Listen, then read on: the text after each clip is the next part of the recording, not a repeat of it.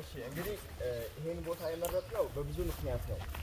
እንደምታውቁት ሁላችሁም ከተማ ላይ ያለው ጫጫታ፣ የተበከለ አየር፣ ብዙ ነገር አለ። አትሊስት እዚህ ትንሽ ጸጥ ያለ ነው፣ ከለመድነው ኤንቫይሮንመንት ወጣ ያለ ነው። የተፈጥሮ ንጹህ አየር እናገኝበት ነው። እንዲሁም ከፋብሪካ ጭስ፣ ከመኪና ጭስ ጫጫታው ትንሽ ለወጥ የምናደርግበት ነው። ከጤናም አኳያ እንግዲህ ከዚህ በፊት ሰምታችሁ ከሆነ አትሌቶች እንደዚህ አይነት ቦታ ነው ከስፖርት ጋር ግንኙነት ያላቸው ሰዎች ስፔሻሊ አትሌቶች ይህን ቦታ ይመርጣል። ይህም ምክንያቱ ምንድነው? እዚህ ቦታ ሂሞግሎቢን የሚባል ወይም ደግሞ ከኦክሲጅን የምናገኘው ንጹህ የተፈጥሮ ወይም ደግሞ ንጹህ አየር ከንጹህ አየር የምናገኘው ሂሞግሎቢን አለ። ያ ደግሞ ኢነርጂ እንድናገኝ ይረዳናል። ስለዚህ እዚህ ከምናገኛቸው ብዙ ነገሮች አንዱ ተፈጥሯዊ ነገሮችን ነው። እንዲሁም ብዙ ጊዜ በቪዲዮ በተለያዩ ነገር የምናያቸውን አንዳንድ አዋፋቶችን እንስሳቶችን የምናይበት ነው። ስለዚህ በተቻለን አቅም ኢንጆይ እንድናደርግ እጋብዛችኋለሁ። በመቀጠል ሁላችንም ያው ስፖርት ነው ያገናኘን። አትሊስት ከተለያዩ ቦታ የመጣን ስለሆነ ስማችንን ብቻ በማስተዋወቅ እንጀምራለን። እንግዲህ እኔን የማታገኝ አንድ ሁለት ሰው ትሆናላችሁ። አህመድ ረዲ ይባላለሁ። የአካል ብቃት አሰልጣኝ ነኝ። ስማችሁን ብቻ የጠቀሳችሁ እንሂድ። ፉአድ አልሐምዱ ይባላል። አልሰሙም እኮ ልውል። እሺ ቀጥሉ። ኤልሳቤት፣ ሰሎሜ፣ ኤልዳር፣ ደመቅ፣ ብሩክ፣ እንዳለ፣ ዚያድ፣ አህመድ፣ ከፍ ያለ፣ ዮሐንስ፣ አዲስ፣ ፍሳ፣ እስማኤል፣ ደሜ ረጋሳ የሱባ መናገሻ ፓርክ አስጎብኚ ባለሙያ ነኝ። አዩ፣ ህይወት፣ ዱክታዊት፣ ኪዳን፣ ዳኑስ፣ ዙበይዳ፣ ርብቃ። እሺ በመቀጠል በዚህ ጉዞ የተለያዩ ኃላፊነቶች አሉን። ቅድም እንዳላችሁ ደሜ ይባላል። ይህንን የሚያስጎበኘን ነው። በካሜራ አቤሌ ካለ፣ ፍስሐ ደግሞ እንዲሁ የተለያዩ ገለጻዎችን በመስጠት ያግዘናል። ስለዚህ ትንሽ ገለጻዎችን ይሰጣችኋል። በመጀመሪያ እንኳን ደህና መጣችሁ። እንግዲህ ያው ስለ ሱባ መናገሻ ፓርክ ሰምታችሁም ሊሆን ይችላል። በሶሻል ሚዲያም በቴሌቪዥንም ፕሮግራምም ያው ሰምታችሁ ሊሆን ይችላል። ግን እዚህ ደርሳችሁ ደግሞ ፓርኩ ምን ይመስላል፣ ውስጡ ባዮዳይቨርሲቲው ባዮዳይቨርሲቲ ሲባል ደግሞ ፕላንት ስፔሽስ አለው፣ ማማልስ አለው፣ በርድስ አለው፣ ሁሉም ነገር አለው። ስለዚህ ሃይላይቱን ብቻ ነው ሰጣችሁ። ሞር ደግሞ የእግር ጉዞ ስናደርግ እያየን ነው የምንሄደው ማለት ነው። ሱባ መናገሻ ፓርክ ያው እንደምታውቁት በ15ኛ መቶ ክፍለ ዘመን ጀምሮ የተከለለ ፓርክ ነው። ያ ማለት በአፄ ዛራ ያዕቆብ ከውፉ ዋሻ ከአንኮበር ሲዲሊንጉን የአበሻ ጽድ ሲዲሊንጉን አምጥቶ እዚህ ተክለዋል ነው የሚባለው። እሱ የተከለው አንድ ዛፍ አለ፣ ቢግ ትሪ ወይም ደግሞ ትልቁ ዛፍ ብለን የምንጠራው። ከዚህ 1.5 ኪሎ ሜትር ወደ ታች ሄደን እናገኘዋለን። ያ ዛፍ ለሱባ ደን ማዘር ኦፍ ትሪ ብሎ ነው ተብለው ነው የሚጠራው። ታሪኩም ከዛ ጀምሮ ነው እንግዲህ የፓርኩ ስፋት በተፈጥሮም በሰው ሰራሽም ወደ 9248 ላይ ነው ያረፈው። ይህን ካልኩኝ ወደ ባዮዳይቨርሲቲ ስንሄድ አሁን ለምሳሌ 167 የዛፍ ዝርያዎች አሉ እዚህ ውስጥ። ከነዛ ውስጥ ደግሞ ኢንዲጂነስ ወይም ደግሞ አገር በቀል የዛፍ ዝርያዎች አሉ። እንደ ሀገራችን ሊጠፉ የደረሱ የዛፍ ዝርያዎች አንደኛው የአበሻ ጽድ ነው። ፓርካችን ዶሚኔት ያደረገው ወይም ደግሞ በብዛት የያዘው የአበሻ ጽድ ነው። ሁለተኛው የኮሶ ዛፍ ነው። ኮሶ ዛፍ ያው ታውቃላችሁ፣ ለመድኃኒት የሚውል ዛፍ ነው። ሶስተኛው ጥቁር እንጨት አሁን ሌላ ቦታ በብዛት አይገኝም። እዚህ ሱባ ደን ውስጥ ግን በብዛት ማየት ትችላላችሁ። ሶስተኛው ዝግባ ፎቶካርፓስ የምንለው ማለት ዝግባ አለ፣ ዋንዛ አለ፣ ወይራ አለ። ስለዚህ ኢንዲጂነስ ወይም ደግሞ ከሀገራችን ሊጠፉ የደረሱና መጠበቅ ያለበት ዛፎች ናቸው ማለት ነው። ሌላው ወደ 32 የሚሆኑ አጥቢ እንስሳቶች አሉ። ከ32ቱ ወደ 12 የሚሆኑ ደግሞ የሮዳንት ስፔሺስ የሚባሉ ወይም ደግሞ የሀይት ዝርያዎች ናቸው። ከሀይት ዝርያዎች ደግሞ አንዷ ኢንደሚክ ነች ወይም ደግሞ ብርቅዬ ነች። እግረ ነጭ ሀይጥ ብለን የምንጠራት ማለት ነው። ዋይት ፉት ድራት ብለን የምንጠራት። ሌላው የምኒልክ ድኩላ ምኒልክ ቡሽባክ ብለን የምንጠራው እዚህ ሱባደን ውስጥ በብዛት የሚገኝና ሀገራችን ውስጥ ብቻ የሚገኝ ነው። ሌላው ጉሬዛ፣ ዝንጀሮ፣ ከርከሮ፣ ሚዳቆ፣ ሳስ እነዚህ ይገኛሉ። ቀን ቀን የማይታዩ ደግሞ ለሊት ብቻ የሚወጡ ደግሞ አሉ። እነ ጅብ፣ ሌፓርድ ወይም ደግሞ በእኛ ቋንቋ ነብር ብለን የምንጠራው ማለት ነው። ሀነር፣ ሴርቫል ካት፣ ከራካል ካት፣ የዳልጋ አንበሳ እነዚህ ይኖራሉ ማለት ነው። ሌላው ከ186 በላይ የአዕዋፋት ዝርያዎች አሉ። ከነዛ ውስጥ ደግሞ እንደ ሀገራችን ብርቅዬ የሆኑትና እዚህ ሱባ ውስጥ የሚገኙት አራት ወፎች አሉ። አንደኛው ቢጫ ፊት በቀቀን ብለን የምንጠራት አንድ ወፍ አለች፣ ወይም ደግሞ የሎ ፍሮንትድ ፓሮት ብለን የምንጠራው ማለት ነው። ሁለተኛው አቢሲኒያን ውድ ፒከር ግንድ ቆርቆር ብለን የምንጠራት ማለት ነው። ሶስተኛ አቢሲኒያን ካትበርድ ድመት መሳይ ወፍ ብለን የምንጠራት።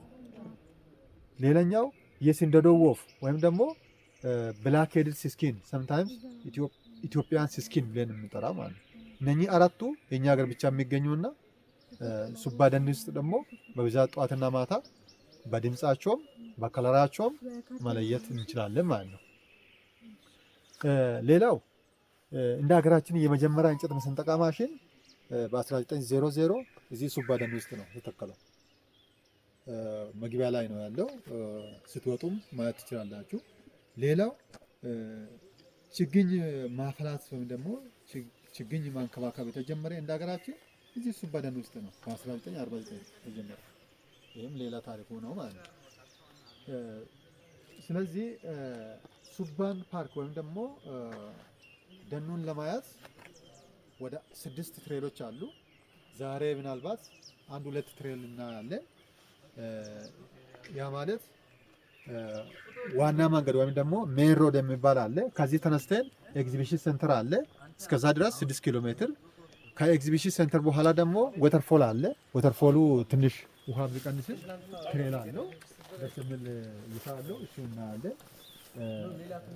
ደርሶ መልስ ወደ 14 ኪሎ ሜትር እንሄዳለን ማለት ነው። ከኤግዚቢሽን በኋላ ትንሽ ተራራ አለ። እሷ ላይ ከፍ ብለን የፓርኩን ቪውንና ተራራውን እናያለን። ከዛ በኋላ ወደ ፏፏቴ እንሄዳለን። ስንሄድ በአንድ ወይ ነው የምንሄደው፣ ስንመለስ በሌላ ዞሬ ነው የምንመጣው። ስንሄድ ግን ሃይላንድ ወይም ደግሞ ኮዳ መጣል ክልክል ነው። የወፎች ድምፅ ለመስማት የተለያዩ አውሬዎች ዳጋጣሚ ለማየት ጫጫታ አያስፈልገንም። ቀስ ብለን መሄድ አለብን። ሙዚየሙንም ያው ገብተን እናያለን። ሙዚየሙ ማለት ያው እዛ ውስጥ ያሉት የተለያዩ የእንስሳቶች ቅሪት ቆዳቸው ነው እዛ ውስጥ የሚገኙት፣ እሱንም እናያለን። ግን ኮንሴፕታችን ስለ እንስሳት ወይም ደግሞ የደረቁ እንስሳቶች ሳይሆን ደናችን ወይም ደግሞ ፓርካችን ውስጥ ያሉትን ፍሬሽ ኤር ወይም ደግሞ ለጤና ጠቃሚታው ምን ያህል እንደሆነ እናያለን ማለት ነው። ከፍታው ይለያያል። አሁን ለምሳሌ እዚህ አካባቢ ወደ 2450 ነው።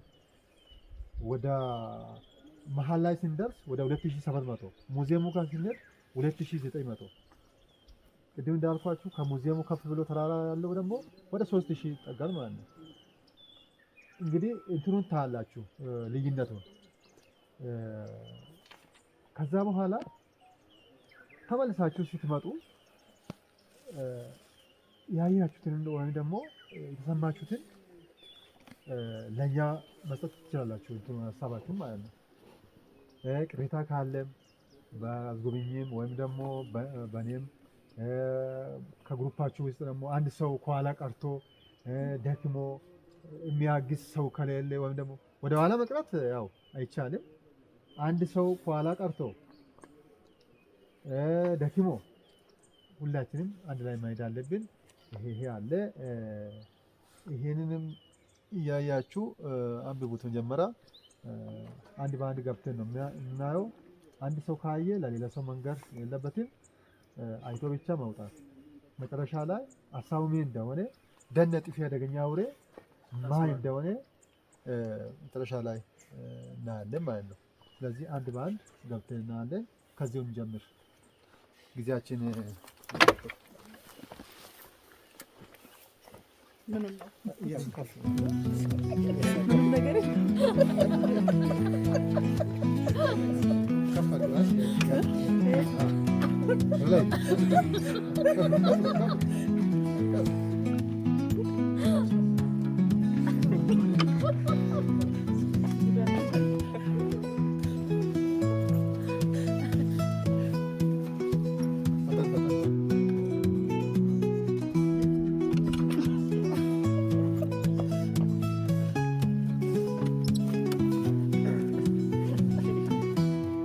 ገቢ ነው።